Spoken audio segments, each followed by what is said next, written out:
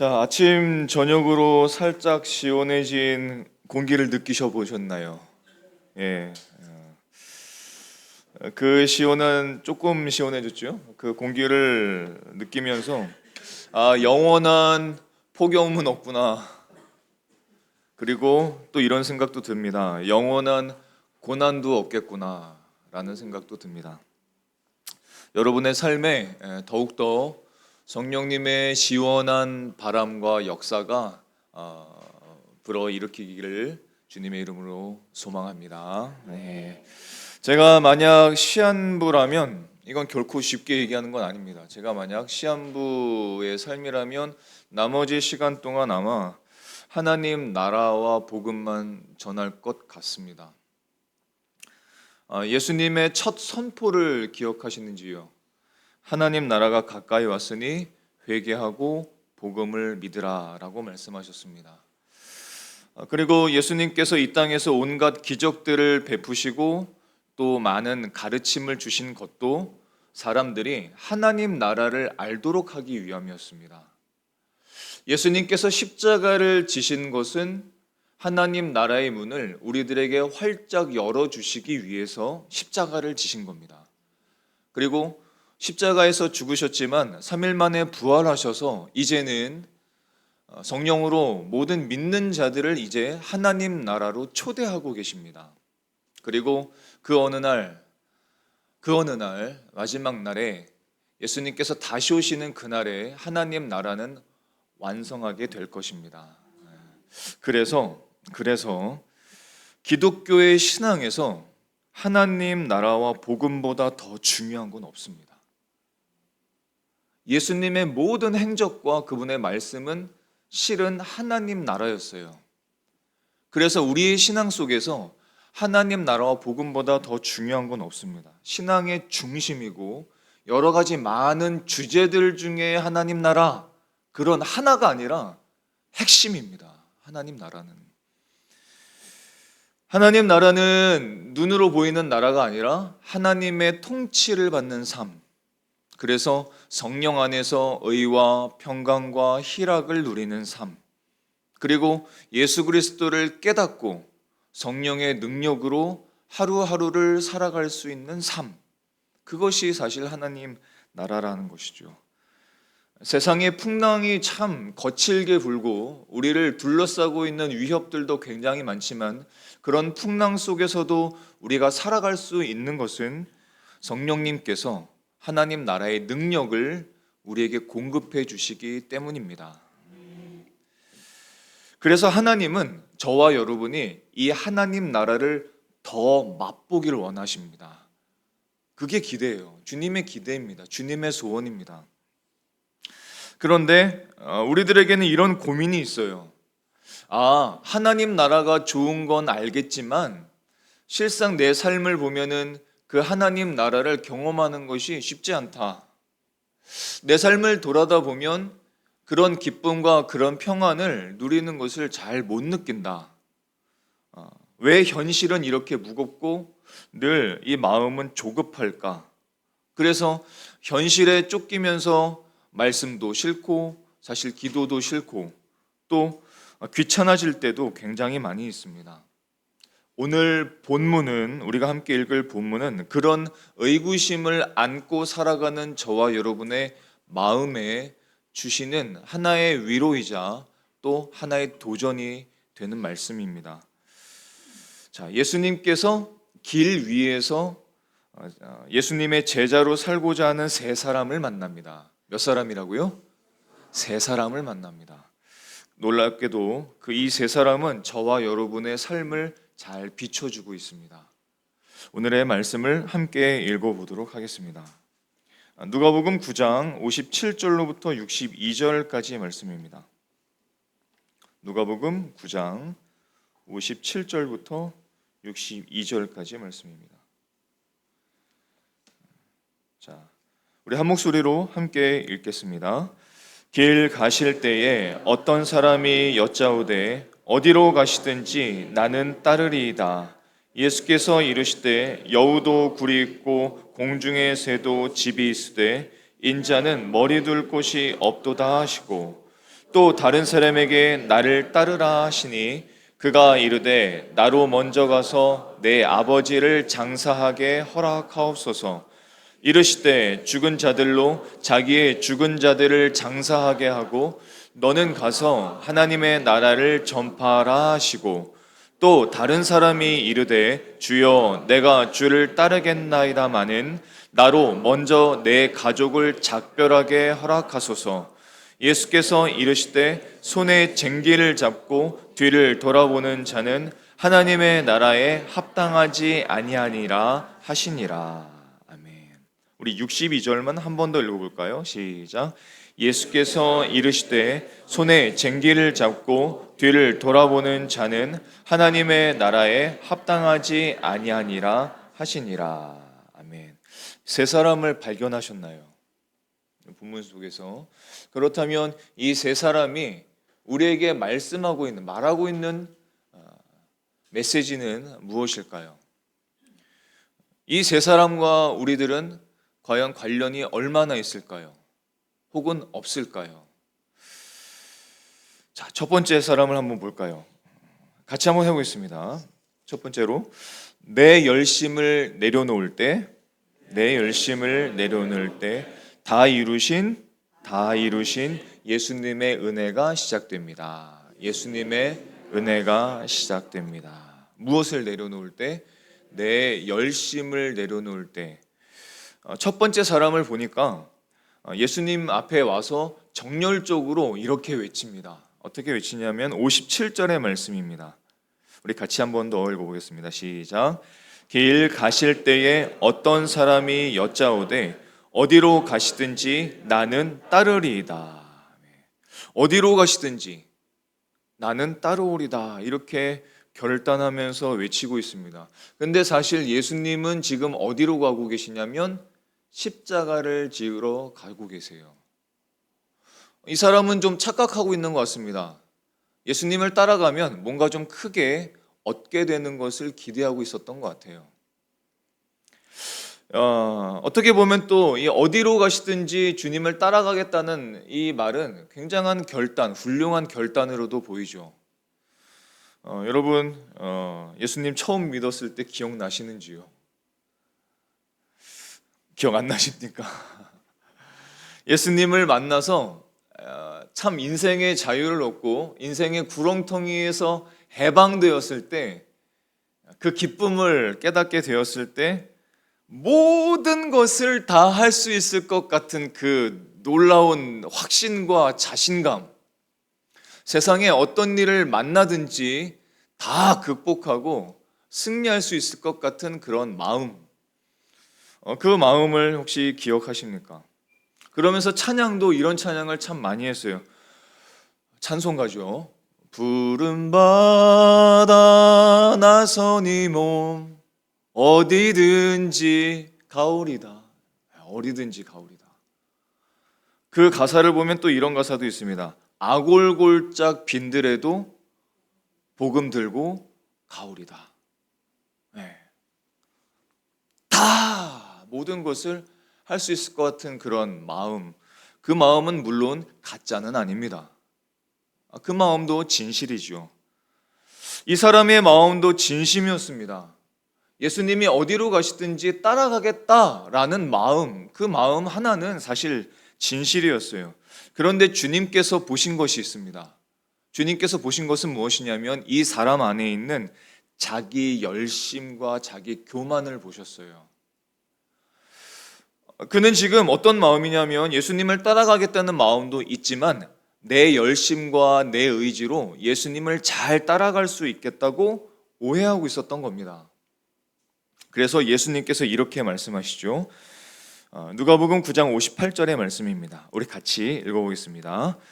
예수께서 이르시되 여우도 굴이 있고 공중의 새도 집이 있으되 인자는 머리 둘 곳이 없도다. 이렇게 말씀을 하세요. 무슨 말이냐면 네가 지금 좀 오해하고 있는 것 같아. 내가 가는 길, 그리고 나를 따라오는 길, 네가 이제 가게 될 길은 그렇게 자신이 열심으로, 사람의 열심으로 갈 수 있는 길이 아니란다. 그런 인생이 아니란다. 이렇게 말씀을 하시는 겁니다. 주님께서 가시는 길은 십자가의 길이죠. 분명 그 길은 영광의 길이고 또 이후에 부활의 길입니다. 영화로운 길이에요. 하지만 동시에 예수님이 가시는 길, 예수님을 따라가는 사람들의 그 길은 고난의 길입니다. 핍박의 길입니다. 머리 둘 곳 없는 십자가의 길이에요. 여러분, 하나님의 백성의 삶은 영광의 삶입니다. 영화로운 삶이에요. 능력의 삶입니다.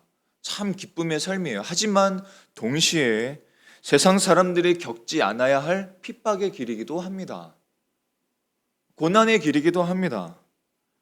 동시에 자신의 열심으로는 단 한 발자국도 걸어갈 수 없는 길입니다. 여러분, 이 사람을 생각해 보면은 기억나는 주님의 제자가 있습니다. 누구냐면 베드로입니다. 베드로 기억나시죠? 베드로도 비슷했습니다. 주님 앞에서 큰 소리로 장담했어요. 마가복음 14장 31절의 말씀을 보면 이렇습니다. 베드로가 힘있게 말하되 내가 주와 함께 죽을지언정 주를 부인하지 않겠나이다. 그리고 이 말을 들은 모든 제자도 그에 동참합니다. 모든 제자도 이와 같이 말하니라 했어요. 그런데 이 말을 한 후에 몇 시간 뒤에 그 모든 것이 꺾였죠. 이 말을 한 뒤에 몇 시간 뒤에 베드로는 예수님을 3번이나 부인합니다. 죽더라도 나는 예수님을 부인하지 않겠습니다 라고 할 때 베드로의 마음에는 굉장한 자신감이 있었을 거예요. 예수님을 그동안 따라왔던 그 마음에 참 자신감이 있었을 겁니다. 자신의 경험치도 있죠. 자신이 예수님을 잘 따라왔던 어떤 경험도 많이 있었으니까요. 그리고 하나님의 기적도 많이 보았죠. 그는 분명 자신했습니다. 나는 죽을지라도 예수님을 결코 부인하지 않겠습니다. 그런데 몇 시간 뒤에 예수님을 3번이나 바로 부인합니다. 오늘 첫 번째 사람이든 베드로든 내 열심과 내 의지를 의지하는, 내 수고를 의지하는 그런 신앙과 믿음, 그것이 얼마나 힘이 없는지를 잘 보여주고 있어요. 예수님께서 우리가 예수님을 따라 살아간다는 것은 그런 것이 아닙니다. 근데 여러분, 반전이 있죠. 예수님을 3번이나 완전히 부인했던 그 베드로가 의지했던 자신의 열심은 완전히 그날 무너졌습니다. 근데 여러분, 그랬기 때문에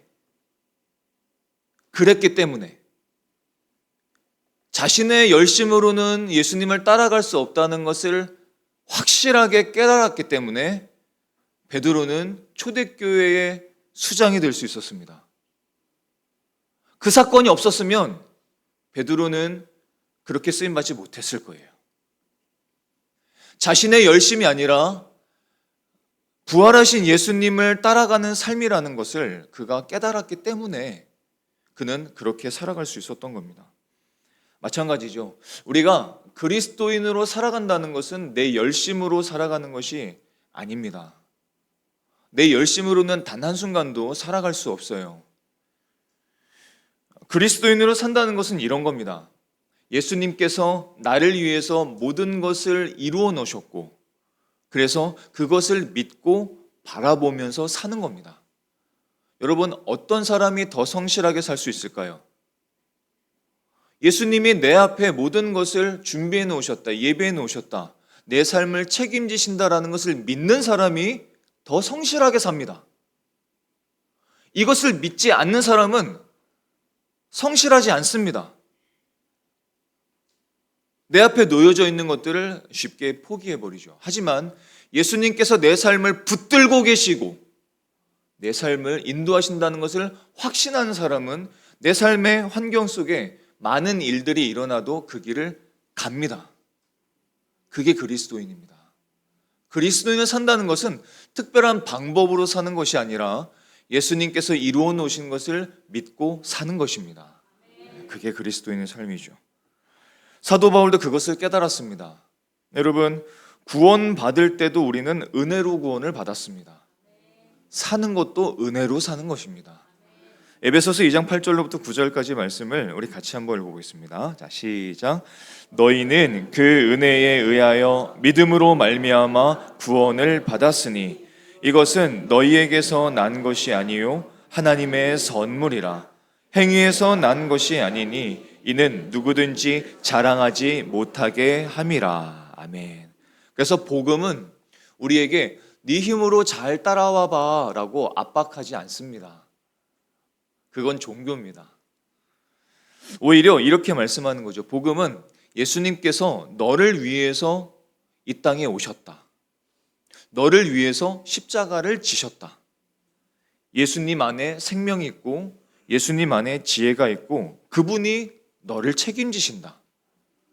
네가 할 일은 그렇게 많지 않아.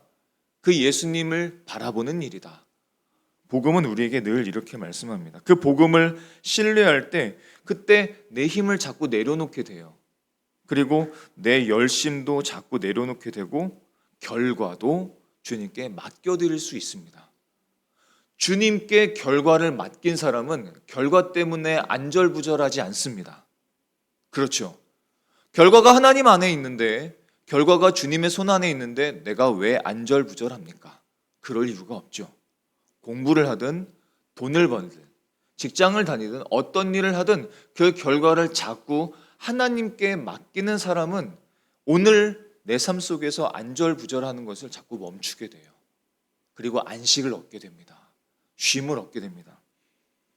그래서 주님께서는 그런 안식으로 우리를 자꾸 초대하시죠. 마태복음 11장 28절과 30절에 이 주님의 초대를 기억하시죠. 우리 같이 한번 읽어보겠습니다. 수고하고 무거운 짐진 자들아 다 내게로 오라. 내가 너희를 쉬게 하리라. 나는 마음이 온유하고 겸손하니 나의 멍에를 메고 내게 배우라. 그리하면 너희 마음이 쉼을 얻으리니 이는 내 멍에는 쉽고 내 짐은 가벼움이라 하시니라. 아멘. 주님은 우리가 하나님을 쫓아간다고 하면서 마음의 쉼 없이 안식 없이 막 종교적으로 쫓아가는 것을 원하지 않으세요. 주님은 지금도 여러분의 마음에 쉼이 있기를 기대하십니다. 여러분, 그래서 그것을 믿고 우리는 내가 주인 되어서 인생의 결과를 자꾸 통제하려는 그런 조급함을 자꾸 내려놓아야 됩니다. 그런 불안감과 자만을 자꾸 내려놓아야 됩니다. 목회를 하면서 점점 확신하게 되는 것이 있어요. 그것이 무엇이냐면 좀 단순합니다. 어깨에서 힘을 빼야 된다는 겁니다. 이 마음에 힘을 자꾸 빼야 된다는 것을 점점 깨닫게 됩니다. 마음에 잔뜩 들어간 내 열심, 내 수고로 어떤 사람도 변화되지 않는다는 것을 이제는 알아요. 내가 막 누른다고 누군가 변화되는 것이 아니더라고요. 내가 막 소리친다고 사람이 변화된다는 것이 아니라는 것을 알게 됩니다. 우리 인생도 다 똑같아요. 내 열심으로는 내 인생을 내가 스스로 살아갈 수가 없습니다. 그래서 여러분, 저는 점점 힘을 빼려고 합니다. 가끔 물론 막 이렇게 하면서 설교도 하고 말씀도 전하지만 그건 그런 뜻이 아니죠. 내 열심으로 하겠다는 것을 버린다는 뜻입니다. 그래서 여러분, 구체적으로 좀 말씀드릴까요? 사모님, 전도사님, 힘 빼십시오. 자꾸 힘 빼십시오. 권사님들 힘 빼세요. 안수집사님들 힘 빼십시오. 집사님들 힘 빼세요. 우리의 열심은 그렇게 힘이 없습니다. 우리 중고청 세대 힘 빼세요. 힘 빼십시오. 그리고 자꾸 주님을 바라보십시오. 주님의 공로를 바라보세요. 주님께서 하신 일들을 바라보십시오. 그럼 주님께서 이루어 가실 것입니다. 어떤 압박도, 어떤 종교적인 훈련도, 어떤 무거운 짐도 나도 타인도 성장시킬 수 없습니다. 거기엔 안식이 없어요. 자꾸 힘을 빼고 나의 열심이 아니라 예수 그리스도의 공로를 의지하는 저와 여러분이 되실 수 있기를 주님의 이름으로 축원합니다. 자, 두 번째 사람을 볼까요? 우리 두 번째를 한번 같이 읽어보겠습니다. 쭉 같이 한번 읽어보겠습니다. 시작. 세상 계산을 내려놓을 때 비교할 수 없는 하나님 나라의 기쁨이 열립니다. 무엇을 내려놓으라고요? 세상 계산을 말합니다. 오늘 본문을 보니까 두 번째 사람이 있는데 이 두 번째 사람은 주님께서 부르셨을 때 굉장히 현실적인 계산을 내놓아요. 59절의 말씀을 한번 읽어보겠습니다. 59절입니다. 시작. 또 다른 사람에게 나를 따르라 하시니 그가 이르되 나로 먼저 가서 내 아버지를 장사하게 허락하옵소서. 예수님께서 나를 따르라 말씀하셨는데 이 두 번째 사람이 나로 먼저 가서 내 아버지를 장사하게 허락해 주십시오. 이렇게 얘기합니다. 여러분, 아버지의 장례는 마땅한 도덕적인 의무죠. 어찌 보면 매우 합리적으로 들리기도 합니다. 선하게 들리기도 해요. 예수님을 이제 따라갈 테니까 예수님을 열심히 따라가기 전에 무언가 좀 해결해 놓고 가겠다는 겁니다. 무언가 좀 해결해 놓고 잘 따르겠다는 그런 다짐으로도 들려요. 그런데 사실 마음의 중심은 좀 달랐습니다. 당시 문화를 좀 우리가 알아야 될 필요가 있어요. 당시 유대 문화에서 사람이 죽으면 보통 당일이나 아니면 바로 다음 날 바로 장례를 치릅니다. 만약에 이 사람의 아버지가 정말로 장례를 치러야 될 상황, 숨을 거둔 상태였다면 이 사람은 지금 이 길거리에서 예수님과 한가하게 말할 틈이 없습니다. 지금 상가에서 상주 노릇을 하고 있어야 돼요. 지금 길거리에서 예수님 만날 틈이 없습니다. 이 사람이 말하는 뜻은 결국은 이런 뜻입니다. 이런 거예요. 아버지가 세상을 떠나실 때까지, 지금은 안 돌아가신 거예요. 세상을 떠나가실 때까지 몇 년이 걸리든 몇십 년이 걸리든 좀 그분과 함께 있고 좀 더 아버지를 봉양하고 그 이후에 아버지가 떠나시면 그때 장례 다 잘 치르고 유산 정리까지 다 마친 다음에 그때 주님을 따르겠습니다라는 뜻입니다. 그때 주님을 따르겠다는 거예요. 무슨 말이냐면 언제 올지 모르는 그 미래로 주님 오늘 해야 할 순종을 밀어버리겠다는 겁니다. 저 뒤로 밀어버리겠다는 거예요. 언젠가는 주님을 따라갈게요. 하지만 지금은 아니에요. 이런 뜻이죠. 이 사람은 아버지를 장사하겠다는 뜻, 그것은 이 사람이 뭐 마약을 했습니까? 아니면 도박을 했습니까? 나쁜 것을 쫓아간 것도 아니었어요. 하지만 정작 중요한 하나님 나라보다 당장의 현실과 안정을 더 중요하게 여겼던 겁니다. 우리들 마음 아닌가요? 저와 여러분의 마음 아닌가요? 현실과 안정이, 내 삶의 현실과 안정이 실제로는 하나님 안에 있다는 것을 몰랐던 겁니다. 저와 여러분의 현실은 하나님 안에 있습니다. 저와 여러분의 안정도 하나님 안에 있어요. 근데 이 사람은 지금 자신의 현실과 안정을 하나님 안에 있다는 것을 망각했어요. 잊어버렸습니다.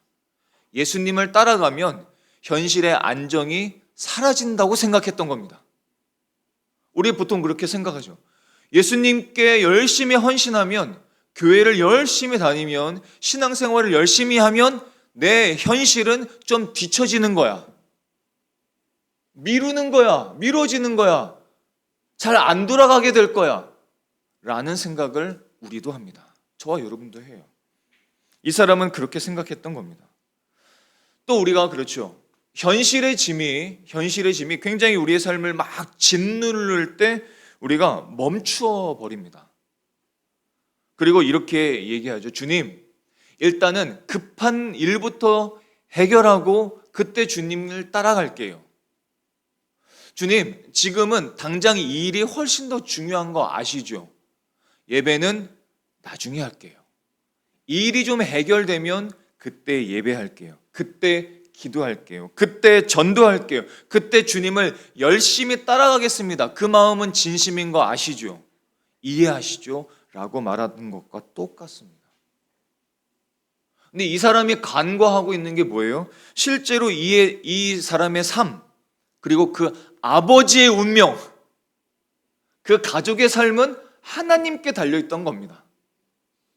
예수님께 달려있었던 거예요. 생사화복은 하나님이 주관하시는 겁니다. 근데 이 사람은 까먹고 있었어요. 자신이 예수님을 막 따라가면 이 모든 것들을 다 버린다고 생각했던 겁니다. 다 안 된다라고 생각했던 거예요. 주님께서 그래서 이 마음을 아시고 이렇게 말씀해 주십니다. 누가복음 9장 60절의 말씀인데요. 같이 한번 보고 새 한글까지 같이 읽겠습니다. 이르시되 죽은 자들로 자기의 죽은 자들을 장사하게 하고 너는 가서 하나님의 나라를 전파라 하시고 자기들의 죽은 사람들 장례를 치르는 일은 죽은 사람들에게 맡겨두세요. 바로 그대는 나아가서 하나님 나라를 여기저기 알리세요.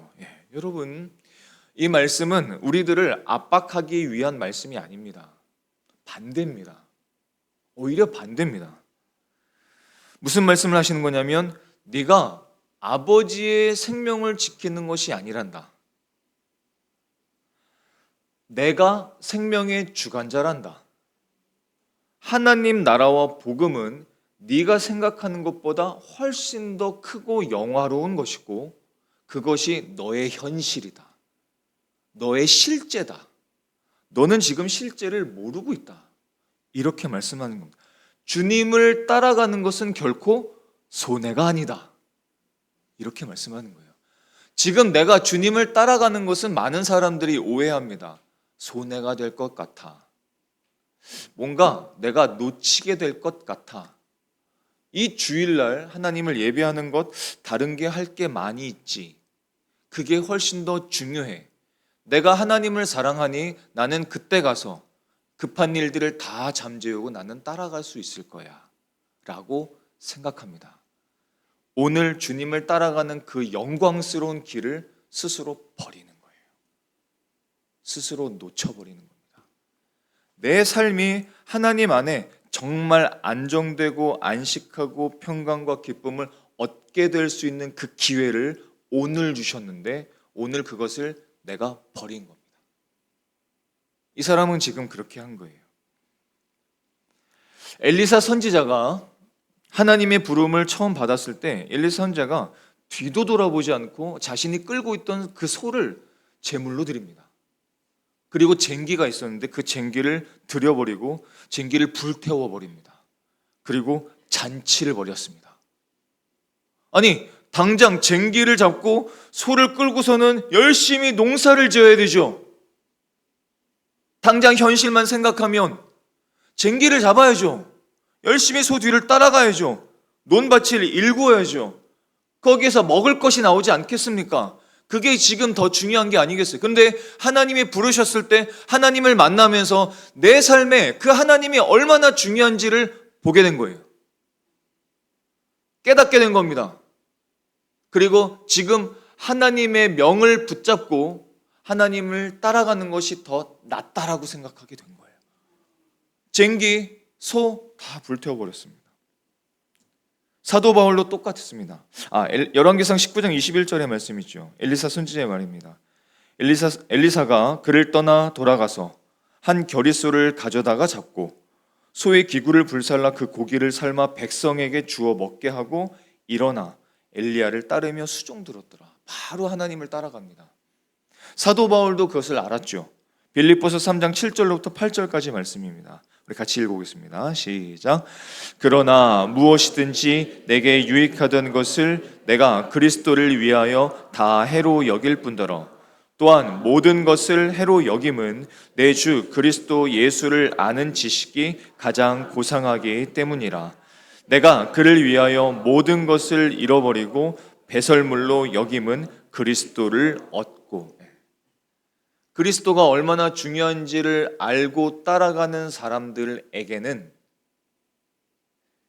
하나님께서 그리스도를 주셨듯이 우리 인생에 정말 중요한 것들을 주십니다. 허락하십니다. 내 인생에 정말 필요한 것을 저와 여러분이 잘 알고 있을까요? 살아보니 아니더라고요. 어떠십니까? 여러분들이 여러분 삶에 정말 중요한 것들을 다 잘 알고 준비해 오면서 이 인생을 걸어가고 계신지요? 그렇지 않으실 거예요. 그렇지 않습니다. 우리의 삶에 정말로 필요한 것들, 그리고 공급하시는 분은 하나님이십니다. 그 하나님을 보는 게 더 낫지 않을까요? 그게 더 낫지 않을까요?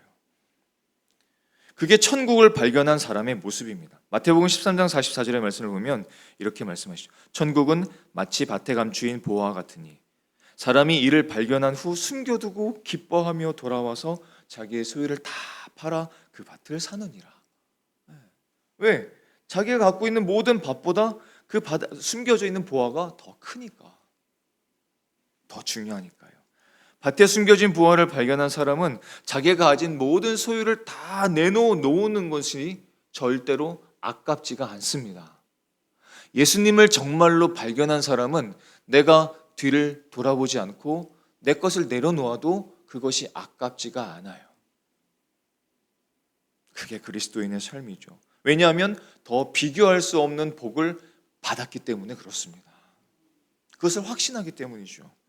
그러므로 여러분, 이 두 번째 사람을 기억하면서 우리는 세상 계산을 하던 것들을, 그 계산기를 자꾸 내려놓는 겁니다. 왜? 더 큰 계산이 있으니까요. 더 확실한 계산이 있으니까 내가 또 돌리고 있었던 이 계산기를 내려놓아도 괜찮다는 겁니다. 비교할 수 없는 그 놀라운 선물을 받는 저와 여러분이 될 수 있기를 예수님의 이름으로 축원합니다. 자, 세 번째 사람을 볼까요? 세 번째를 우리 같이 읽어보겠습니다. 시작. 세상 미련을 내려놓을 때 나를 붙드시는 성령님의 능력이 역사합니다. 무엇을 내려놓을 때? 세상 미련을 말합니다. 세상 미련을. 여러분, 세 번째 사람을 보니까 주님을 따르겠다고 말합니다. 그런데 이 사람의 마음에 뭐가 있냐면 여전히 세상과 과거에 대해서 미련을 갖고 있어요. 누가복음 9장 61절과 62절의 말씀을 보면 이 사람의 말과 예수님의 대답을 이렇게 기록하고 있습니다. 같이 읽어보겠습니다. 시작. 또 다른 사람이 이르되 주여 내가 주를 따르겠나이다마는 나로 먼저 내 가족을 작별하게 허락하소서. 예수께서 이르시되 손에 쟁기를 잡고 뒤를 돌아보는 자는 하나님의 나라에 합당하지 아니하니라 하시니라. 이것도 조금 이해가 되진 않아요. 어렵죠. 왜냐하면 주님을 따르려면 가족과 먼저 작별 인사하는 게 훨씬 더 나을지 않을까요? 가족과 인사하는 것이 낫지 않을까요? 그런데 여러분, 이것도 우리가 잘 몰라서 그렇습니다. 이것은 단순한 작별 인사가 전혀 아니에요. 누군가의 제자가 되는 거, 누군가를 따라가는 거, 그리고 멀리 떠나갈 때 가족과 작별한다는 것은 단순히 굿바이, 자, 잘 사세요, 평안하세요 하고선 그냥 인사하고 자리를 뜨는 게 아닙니다. 보통 일이 아니에요. 어떤 일이냐면 자신이 알고 있는 자신의 모든 가족들을 다 불러 모아서, 지인들도 다 불러 모아서 잔치를 엽니다. 누군가의 제자가 될 때 잔치를 열고 가족들과는 모든 재산 분배를 다 마칩니다. 그리고 상속 문제까지 다 마칩니다. 법적인, 사회적인, 개인적인 관계를 최종까지 다 정돈해버립니다. 그게 지금 작별 인사한다는 뜻입니다. 그것까지를 다 말하고 있어요. 무슨 말인가요? 내 모든 관계들, 지인들, 친구들, 가족들, 모든 관계들, 내가 지금까지 살아왔던 안전장치들, 통장의 잔고들, 인맥들, 모든 것들을 완벽하게 정돈한 후, 그들의 가족들의 승인도 다 받은 후, 그 다음에 따라가겠다는 거예요. 왜 그렇게 할까요? 왜 그렇게 합니까? 왜 자신이 받아야 될 재산까지 다 모든 정리를 마친 다음에 주님을 따라가겠다고 얘기할까요? 왜냐하면 내가 주님을 따라가다가 큰일이 생기면 안 되니까요. 내가 주님을 열심히 따라가다가 신앙생활하다가 내가 무슨 큰일이 생겨서, 어떤 일이 생겨서 큰일이 생겨버리면 그래도 나에겐 안전장치가 있으니까요. 그 안전장치를 만들어 놓고 예수님을 따르겠다는 겁니다. 그래서 주님께서 또 이렇게 선포하시죠. 인간적인 배후, 너의 인맥, 네가 갖고 있는 통장의 잔고, 힘, 재능, 경험들, 그 어떤 안전장치보다 하나님 나라가 더 안전하단다. 이걸 말씀하시는 겁니다. 네가 갖고 있는 어떤 안전장치보다 예수님이 더 안전장치란다. 하나님의 말씀이 더 안전장치란다. 그러니까 뒤를 돌아보지 말아라. 미련을 갖지 말아라. 말씀하시는 거예요. 62절의 말씀을 보면 이렇게 말씀하시죠. 그래서 쟁기를 잡았으니까 이제 뒤를 돌아보지 말아라. 쟁기를 잡았다면 그냥 앞으로 쭉 가라. 개척했으면 앞으로 쭉 가라. 하나님을 따르겠다고 선언했으면 앞으로 쭉 가도 돼.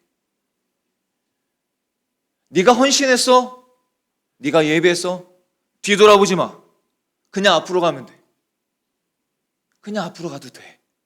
괜찮아. 말씀하시는 거예요. 쟁기라는 것은 우리의 삶의 일상들, 우리의 삶에 주어진 어떤 사명도 말합니다. 주님께서 말씀하시는 건 무엇이냐면 그 쟁기를 잡았지, 삶을 시작했지, 곁눈질하지 말고 뒤를 돌아보지 말고 오직 주님을 바라보면서 앞으로 나아가라. 말씀하시는 겁니다. 굉장히 중요한 이야기예요. 여러분, 농부가 소 뒤에서 쟁기를 잡고 밭을 갈 때에는 시선을 반드시 고정해야 됩니다. 앞을 딱 고정하고 쟁기를 잡고 쭉 가야 됩니다. 그렇지 않으면 다칩니다. 밭을 일굴 수가 없습니다. 이 밭이 쭉 일직선으로 이루어져야 되는데 뒤를 돌아보거나 곁눈질 하면서 쟁기를 잡고 가게 되면은 삐뚤빼뚤 걸어갑니다. 일직선으로 쭉 밭이 이루어져야 되는데 밭이 이렇게 되어버립니다. 쟁기날이 엄청 무겁다고 하죠. 그래서 이 쟁기날이 땅속 깊이 파고 들어갑니다. 그런데 농부가 한눈을 팔고 그럴 때에 손끝 힘이 조금만 틀어줘도 밭고랑 전체가 삐뚤빼뚤 망가져 버립니다. 그래서 많은 사람들의 인생이 어려운 겁니다. 삐뚤빼뚤 가니까요. 이렇게 가는 게 나을까요? 이렇게 가는 게 나을까요?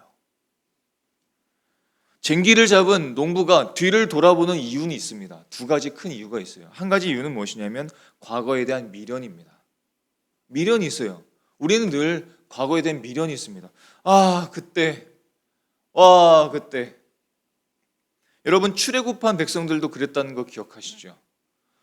그들은 애굽에서 노예된 백성이었지만 출애굽했습니다. 자유를 얻었습니다. 기뻐했습니다. 해방을 얻었어요. 그런데 조금 며칠 지나자마자 이렇게 생각합니다. 미련을 갖죠. 애굽에 있을 때가 훨씬 좋았는데, 거기서는 고기도 먹었는데 이 지금 광야에서 무슨 일이야? 하나님이 우리를 죽게 하시나 보다. 이렇게 생각했습니다. 미련을 가졌어요. 미련하지 않습니까? 소돔과 고모라 성에 막 불유황이 떨어집니다. 온 도시가 다 불로 휩싸입니다. 그런데 롯의 아내가 어떻게 합니까? 저 뒤를 돌아봅니다. 저기 살았을 때가 좋았는데, 그때가 훨씬 낫는데, 내가 지금 이 천사를 따라가서 어떤 고생을 할 줄 알아? 미련을 가진 거예요. 예전의 삶의 쾌락, 예전의 삶의 안락함이 그리워진 겁니다. 미련을 가진 거예요. 그래서 자꾸 뒤를 돌아보는 겁니다. 또 하나의 이유가 있습니다. 또 하나의 이유는 무엇이냐면 현실에 대한 두려움과 불신이죠. 이 세 번째 사람도 똑같았습니다. 내가 과연 이 길로 가다가, 주님을 따라가다가, 신앙생활을 하다가 내 삶이 혹시 망가지면 어떻게 하지? 예수님의 인도하심을 신뢰하지 못하고 세상의 안전장치들과 내가 만들어 놓은 안전장치들이 그리워지기 시작한 거예요. 근데 여러분, 주님께서 말씀하신 게 뭡니까? 복음은 우리에게 이렇게 말해요. 그렇게 뒤돌아볼 필요가 없단다. 뒤돌아볼 필요가 없단다. 뒤돌아본다고 뒤돌아갈 수 있는 게 아니란다. 뒤돌아갈 수 있지 않습니다. 우리의 삶은 그렇게 갈 수 있지 않아요. 미련을 가진다 해서 그것은 어떤 힘도 우리에게 주지 못합니다. 그날을 기억한다고, 추억한다고 그것이 우리의 삶에 큰 용기를 주는 것도 아닙니다. 복음은 우리에게 이렇게 말해요. 세상의 미련을 자꾸 가지면 앞으로 나아갈 수 없다는 거예요. 살다 보면 우리는 그렇습니다. 사실 살다 보면 너무 지쳐요. 너무 피곤합니다. 근데 이 문제도 당장 해결되면 좋을 것 같은데 해결되질 않죠. 그러면 어떻게 되냐면 쟁기를 놓아버리고 저 뒤를 돌아보고 싶을 때가 있어요. 그때 주님께서 말씀하시는 게 뭡니까? 그럴 필요 없어. 저 앞에 있는 주님을 봐. 저 앞에서 나를 계속 이끌고 계시는 성령님을 봐. 성령님이 지금도 이끌고 계셔. 우리의 눈에, 세상 사람들의 눈에 잘 안 보인다고 그게 없는 게 아니야. 그건 가짜가 아니야. 하나님은 살아계시고 성령 하나님은 너를 지금도 이끌고 계셔. 그 성령님을 보면 돼. 그 예수 그리스도를 보면 돼. 그러면 그분이 내 삶을 책임져 주시는 거야. 복음은 우리에게 이렇게 말씀하는 겁니다. 이걸 분명하게 선명하게 보는 사람은 뒤를 잘 돌아보지 않게 되겠죠. 곁눈질하지 않게 되겠죠. 살짝 봤다가도 다시 앞을 보겠죠. 그게 그리스도인 삶이 아닌가요? 우리가 쟁기를 잡은 삶입니다. 쟁기를 잡고 앞으로 나아갈 수 있는 것은 내 힘과 내 의지로 가는 게 아닙니다. 성령 하나님께서 우리 마음에 거룩한 소원도 주시고 또 마음도 주시고 살아갈 수 있는 능력도 주시고 지혜를 주시기 때문에, 부어주시기 때문에 갈 수 있는 겁니다. 그러면 그분을 보는 게 낫지 않을까요? 저 뒤를 자꾸 돌아보는 것보다. 내가 그때는 이렇게 했었는데, 내가 그때는 이만큼 했었는데, 내가 그때는 이만큼 이루어 놓았는데 왜 지금은 이렇지? 그럴 필요가 전혀 없다는 겁니다. 여러분 삶 앞에 어떤 게 놓여져 있는지 우린 모르잖아요. 아직. 얼마나 더 큰 하나님의 영광과 은혜가 놓여져 있는지 우리 잘 모르잖아요. 그러니까 보지를 못하는 겁니다. 그 우리 앞에 놓여져 있는 하나님의 예비하심, 놀라운 은혜, 그 영광을 자꾸 바라보실 수 있는 저와 여러분이 되시길 바랍니다. 내 삶의 모든 결과는 하나님이 다스리시는 겁니다. 예수 그리스도께서 십자가에서 다 이루셨다라고 말씀하시는 것은 단순히 천국문만 활짝 열어놓았다, 나머진 네가 알아서 살아라 라는 뜻이 아닙니다. 그 천국문에 이를 때까지, 그리고 천국문에 들어설 때까지, 그리고 그 안에서까지 함께 하시겠다는 약속입니다.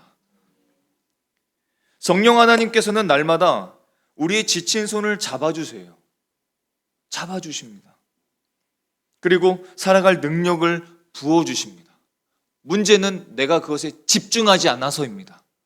그걸 보지 않아서입니다. 그 손을 내가 뿌리치기 때문입니다. 그리고 내 힘의 손을 꽉 쥐고 내가 아직도 할 수 있어! 내가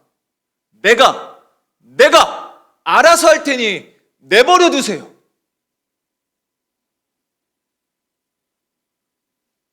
주님께서 길을 닦으시고 사막에 물을 내시고 길을 만드시는 하나님이신데 그 길을 내가 만들려고 하니까, 내 힘과 열심으로 만들려고 하니까 그 길은 삐뚤빼뚤할 수밖에 없습니다.